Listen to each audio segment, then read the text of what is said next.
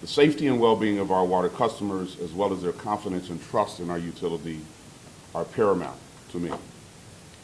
It is for these 120,000 customers, their families, and their businesses that I and the City of West Palm Beach will continue to fight these threats, whether caused by humans or seasonal conditions.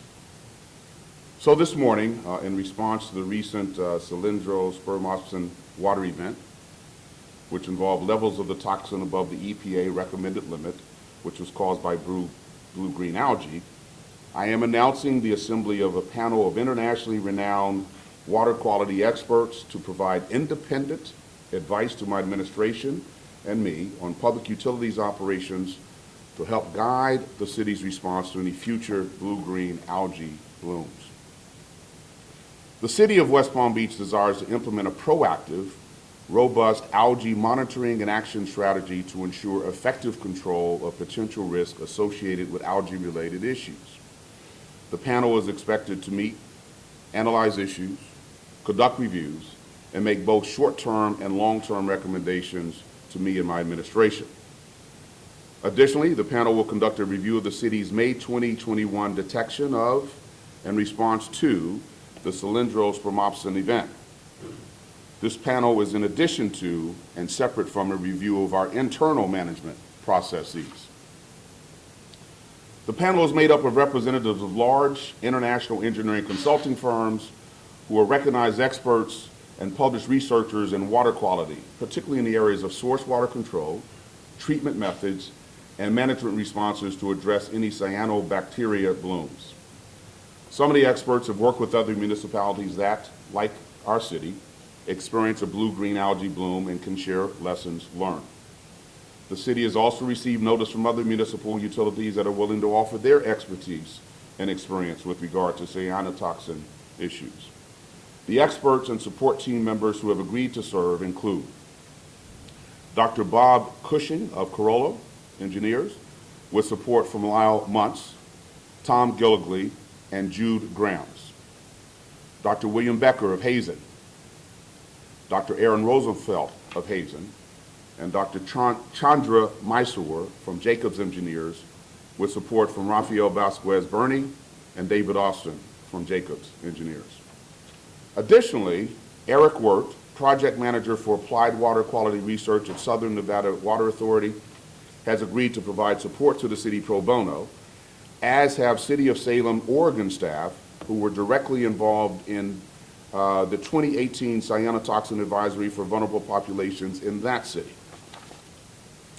I have directed the City of West Palm Beach expert panel on blue-green algae to achieve set objectives.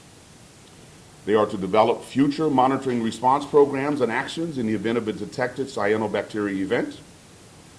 They are to establish monitoring response programs to satisfy public concerns and elicit potential treatment changes at the water treatment plant to control potential future elevated cyanotoxin levels in the source water.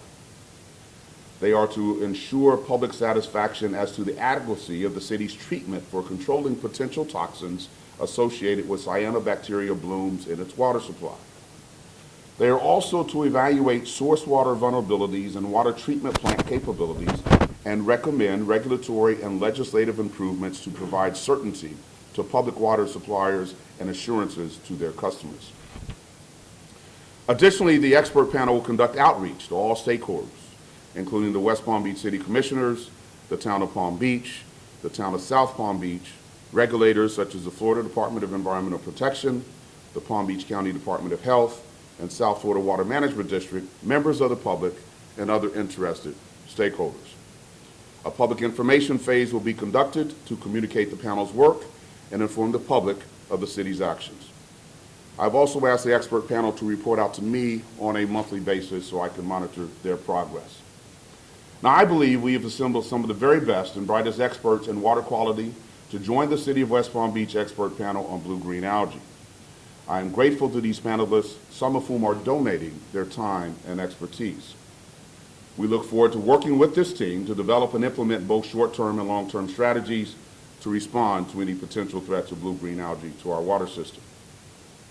And we also look forward to implementing solutions on behalf of our valued water customers in the City of West Palm Beach the town of Palm Beach, and the town of South Palm Beach.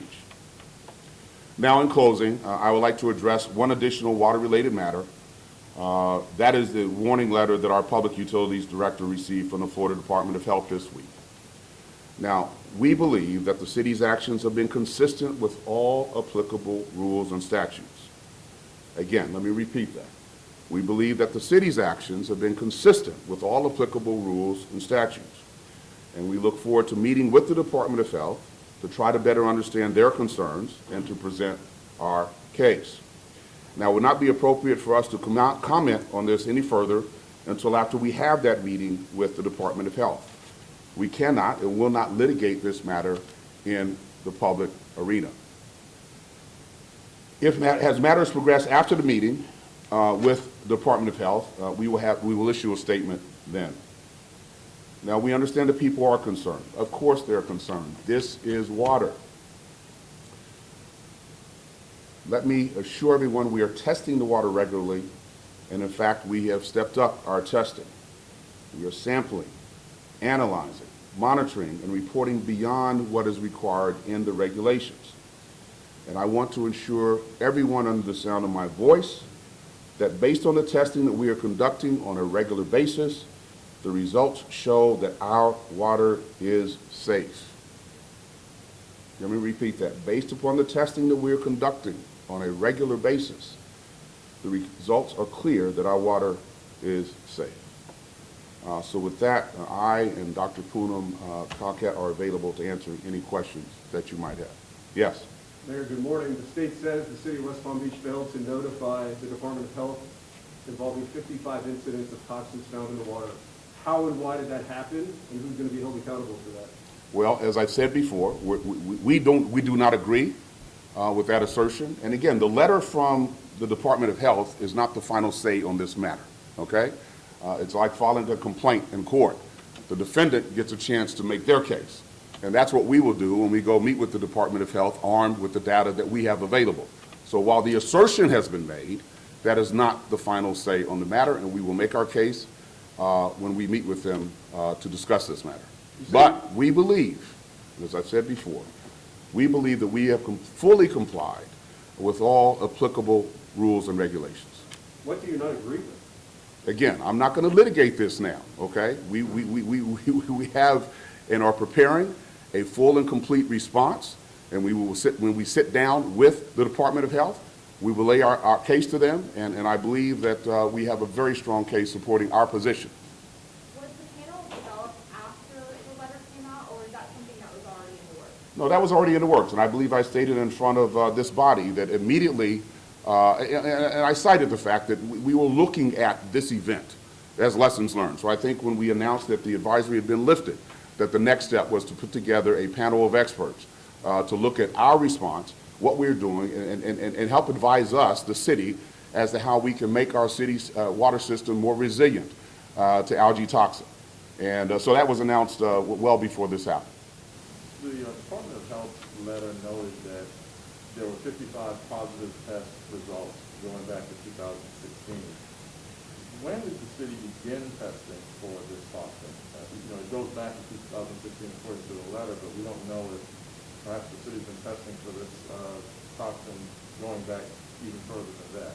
I will let Dr. Kalkat address that. I believe 2016, but she knows that information.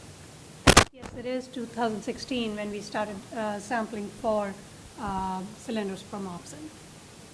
And why does that not hold to everyone before, that the city was regularly or had been testing for it going back that far? We test for many things that a lot of times we go over and beyond what we are required to test. And in this case, we were testing for an emerging toxin that we were not required to sample for, but we were just sampling to monitor. Last question on this particular area. The Department of Health letter noted that they looked to sanction or cite the city for not notifying them, but it does not say that prior to May of this year that the toxin levels exceeded health advisory limits or levels. Were there tests prior to May of 2021 Were there samples that exceeded the health advisory limits? No. No. Okay, so that's not the case. Dr. Colcat, according to the state, this is a problem that's been going on for years. What is the fix? Have you begun to take a look at this to try to figure out, can you still continue to extract water from the surface as you're doing today? Good question, and I applaud the mayor for really convening this expert panel, because that's really going to help us look at what we are doing already and what we need to do more, whether there are capital improvement projects that we need to do to increase and change anything in our treatment, what kind of monitoring, if there's anything additional, what kind of risks are out there, can we mitigate some of those risks? All of those questions will be asked and worked with the panel. I'm talking to all the experts on the panel and already establishing some of the things that we need to do to start having them look at our whole system. We are in the process of getting those contracts in place, and hopefully within the next couple of days we will have a contract and we'll be able to convene the first meeting with them. But will the city be able to continue to extract water in the same fashion, or do you believe that's going to have to change to avoid this from happening again? When the expert panel looks at it, like the mayor said, they are also going to talk to the regulatory bodies, and we will absolutely look at everything, whether this source water, any other additional source water, anything different that needs to be done. That will be all the things that will be considered by the panel to look into. Do you know when you're planning to meet, either of you or both of you plan to meet the Department of Health? You have 15 days from the point that you got the letter. Has there been a meeting scheduled yet? No, we are in the process of scheduling a meeting. And the question about the expert panel, you said some of them are doing this work pro bono. Can you tell us who is not doing it pro bono and how much they're getting paid? I can address that. If you want It's to, okay. if you want to. Yeah, Public so, record. yeah. We are working through those details with them. The pro bono part is from municipalities that have gone through some of this, that they want to offer their lessons learned, any expertise in what their, how they went through the response, and anything that they can tell us to do better and help us out. The consulting firms will be paid. How much is the budget for something like this? There's no set budget initially done. Once we had this incident, we are convening this panel, we're looking at that. I believe it's probably going to be in the 150 range, 150,000 range. The way you're speaking, you're saying like a lot of these people came to the city and said, we're experts, we know how to handle these. Before, you decided to bring them on, did they make any recommendations to the city that they think that the city could have done better? No, not all of them came to us. We started researching and looking at who else has had these problems, who helped them at that time, and also looked at which people have done guidance for either EPA or AWWA or have done research on this topic, and we reached out to some of them. Some of them were recommended, and so forth. So that's how it came about. And if I may, I had charged staff, even in the middle of this crisis, I had charged staff to start identifying experts that we could use, because I knew I wanted to move in this direction once the advisory was lifted. So we were not just passively waiting on someone to come to us with suggestions. We were proactive in reaching out and identifying experts who could serve on the panel. How many people will be on this panel, and when do you expect to convene the first meeting? We had named them, what is that, 5, 6? 1, 2, 3, 4, 5, 6, 7 members on the panel. In addition, we have some other folks who will be helping us, 8 project manager and a couple folks who are also, I don't know how many are coming from the city of Salem, Oregon. Do we know how many are coming from Salem, Oregon? Some of these people are not going to be on the panel. They're going to be supporting the panel, and some of the people, even on the mayor's list that mayor's given out, may be more in a support role. So we are working those details out right now. When does the panel convene for the first time, and how will they do that? Will it be virtual for them? Probably virtually. It may be virtual, but we will definitely have some of them here to be able to answer questions. So they need to tour the plant, and we will start this next week, I expect. And how many times, is it going to be a weekly meeting for them? They will determine that. They will determine that. As I said, I'm expecting them to report back to me with progress reports once a month, And I believe we distributed the names. Do we have the full list of the names? Yeah, we do. Okay, all right, so that'll tell you. Okay. You said the water's safe, but, one thing on a lot of people's minds is home filtration systems and using ice. I mean, you said the water's safe. Does that mean completely safe for all consumption, or is there any population that needs to be extra careful? Based upon the latest testing that we have, that water is safe for all purposes: bathing, cooking, drinking, ice making. We have no restrictions on the use of the water. Dr. Colcat, if you could enlighten us, can you talk about the current process the city is using to extract water, where all the water is coming from, using wells? What's the process like today? We get our surface water from Clear Lake and Lake Mangonia that get fed by rain as well as M Canal. M Canal runs through Grassy Waters Preserve, so Grassy Waters Preserve also provides that water. At this time, we are not taking any water from Lake Okeechobee. So that L8 tieback is where we get that water. That water is not, we're not taking that water. We are running our wells. We have two well fields, a western well field and eastern well field. At this point, we are running the eastern well field, and we evaluate it on a daily basis to see if we need to add any other sources. But the water levels are still low because we haven't really gotten into rainy season. Are you using water today from Clear Lake? Yes. Do you remember what the trigger was for starting testing for the blue-green algae in 2016? Was there something that made you think we should begin to do this now?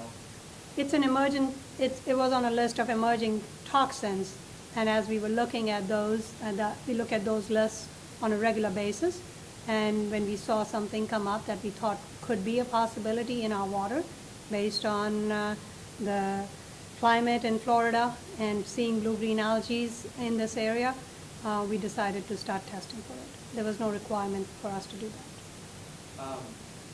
I reached out to all the water districts in our area, and I believe just your public utilities and Okeechobee County are the only surface water using water districts in either Palm Beach County, Indian River County, Martin County, St. Lucie County, or Okeechobee County. So basically 2 districts altogether using water.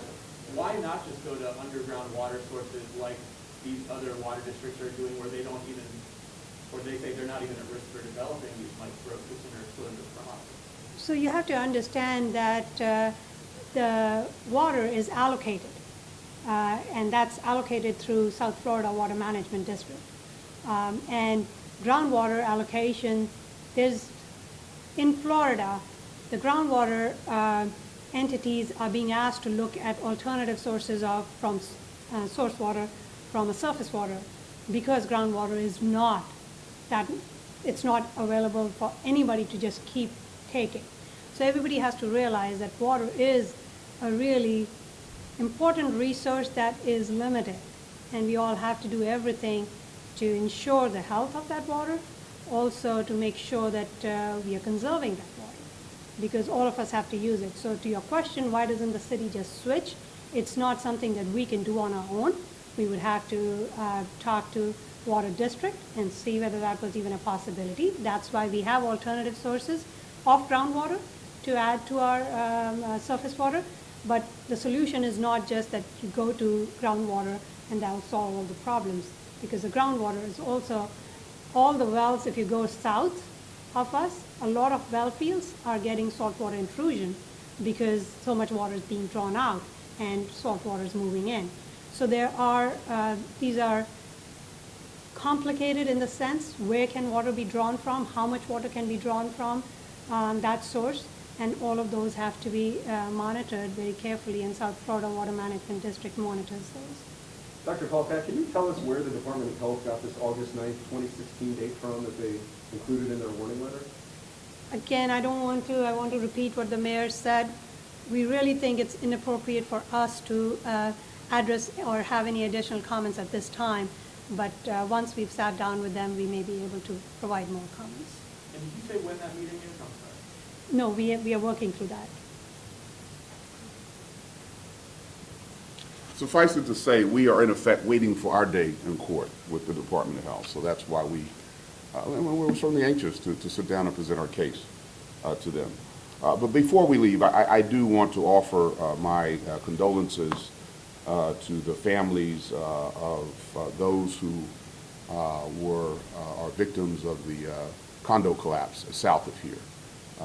That is a very sad, dire situation. So to our sister coastal city in the south, know that up here our prayers and thoughts are with not only the families but with the emergency workers that are doing the search. I'm sure this is a tough situation for all.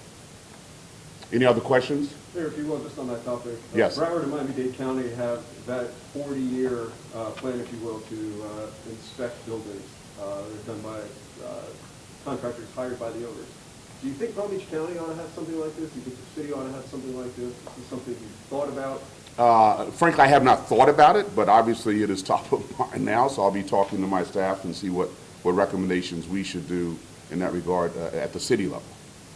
Is the city of West Palm Beach, do they also have that 40-year inspection, or is there a citywide, like, inspection? Not at this time, but we may consider putting something like that in. You The can't. city, or condo buildings, apartment buildings in the city of West Palm Beach currently don't have to, like, be inspected according to the city. Not to my knowledge, but I don't want to go there because I haven't really fully researched that issue. Ask you a question a little wider, maybe. Do you think the state, there ought to be maybe some, a look, if you will, at state regulations, state building code? Well, see, now that's above my pay grade. Okay. So I don't want to go there yet. Thank you. And the purpose of this particular press conference was to talk about water, but I did not want to let this opportunity pass without offering my sympathy and condolences to all the affected families down south. All right? Thank you all very much. We appreciate your continuing to shine a light on this issue in our city.